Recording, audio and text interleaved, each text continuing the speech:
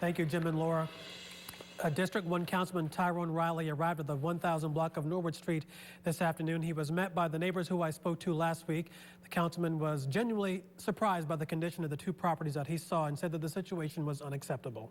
Monique Chapman says she's tired of looking at the debris on two of the properties on her block. Like I say, and I'm going to say it again, it's just disgusting. It very is. And then, you know, keep riding up and down the street, and then you got the kids that's playing over here. Anybody could get hurt. Last week, I spoke to Chapman and her Norwood Street neighbor, Lawrence Payne, who told me that 8 months ago, these two homes had been destroyed by fire, but the debris still had not been removed. After seeing our report on NBC 24 last week, Councilman Riley decided to come to Norwood Street to speak to the residents. What I see today and what I see at this moment is totally unacceptable. It should not have to be tolerated by any resident in any neighborhood.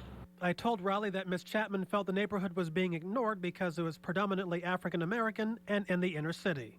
No, I don't think it's that the city doesn't care about them. I think that what happened here is really someone dropped the ball.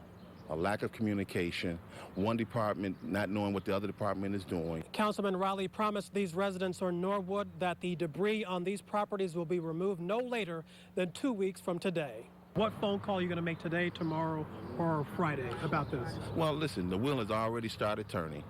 Thanks to Channel 24, the wheel has already started turning, and this mess will be cleaned up within the next 2 weeks. I'm very happy. You were a man of your word. You kept your word, and you told us you was going to come out and do something about the community, and we got the councilman here. Like he said, give them 2 weeks for the debris to be taken away. Then I would be feeling very happy that somebody actually listened to us and actually listened and actually came out and looked. All right, so NBC 24 will be returning to Norwood Street in 2 weeks. Now, if you have some problems in your neighborhood that you would like help from us, just send me an email or call me. My information is on the screen. I'm Hubert Wiggins, NBC 24. Hubert's established quite a track record there, solving problems. Thank you, Hubert. It appears that the funeral procession has sort of come to the end. I see the last police car that was sort of escorting people to this block here has passed by. And so now we're just waiting for everyone to get out of their car and to go inside the church for the service to begin. That is right, Laura. And before I get to that, let me just tell you that I am standing on the corner of Tracy and Oakdale. We're about a half mile from this grain silo. 45 seconds. That is the amount of time that elapsed from the moment Alfred Evans walked into the Bengals Food Mart on Airport Highway, handgun drawn, demanding money, and until the moment he lay dead on the floor, having been shot to death by the store clerk. It was the latest and deadliest in a string of gun battles between store owners and would-be robbers. Less than 48 hours after one of the most devastating tornadoes in the history of Ohio tore through this small community, residents beginning the slow, painstaking process of picking up the pieces. On the corner of Woodland and City Park in central Toledo is this Ohio historical marker that indicates where acclaimed jazz musician Art Tatum grew up. But the house sits abandoned and boarded up.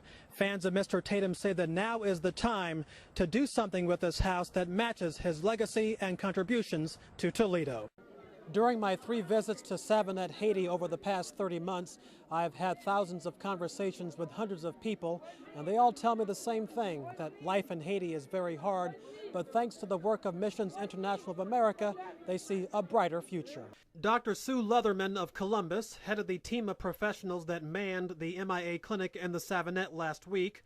On most trips, she is accompanied by a second American doctor, but not this time. She was the lone physician. Then, to everyone's surprise, a local Haitian doctor showed up on the first day. I thought it was an answer from God, definitely. Well, because I've been very concerned about being shorthanded and knowing that I alone would not be able to see all of the patients that needed to be seen. And between the two of us this morning, we saw some very incredibly sick people. Several months ago, MIA co-founder Dr. Jay Nielsen had a chance encounter with Dr. Gaspar Edmond and invited him to help out with the clinic. Said to him that I really appreciate the work that he's doing for my Haitian people. And then I asked him, how can I involve, okay? MIA brings doctors and nurses to the Savannah twice a year in March and November. It's the only opportunity for most people here to see a physician. Like many people around get sick because most of them get high blood pressure, intestinal problem, and gastrointestinal problem, many different kind of sicknesses they have. I'm standing outside the clinic where for several hours under the blazing hot sun, dozens of sick people have been waiting in line, desperately hoping to see an American doctor. There were some sick people the doctors could not save. Well, it's always difficult to give bad news to people. There's no good way to do it, no easy way to do it. It's particularly hard in a cross-cultural setting through a translator in a busy room full of a lot of people. But the team was able to provide life-saving care to several people. There were a couple that I know that Dr. Sue saved their life. Second day, the girl came back doing better, gave her another dose. Third day, we sent her home on PO. So I know if Dr. Sue wasn't there, she was critically ill. She probably had pneumonia. That we were able to do a lot of good. There are some things that we can't do very much about, but there are things that... Go in the house. Amanda Schaffner has lived on Park Street for 3 years. She has watched the garbage pile up on the porch of the abandoned house across the street. Over the last 9 months, I've spoken to a number of city officials about the residents being upset about the condition of the home. Finally, this morning, city workers took away the trash. I'm happy when I walk out my door, I'm not looking at a landfill. I'm not looking at bottles and trash. Last week, I asked Paul Ringline from the city's Division of Code Enforcement to come to Park Street. He took the unusual step of hiring the next-door neighbors on the spot to clean the porch. He told me today he doesn't regret that decision.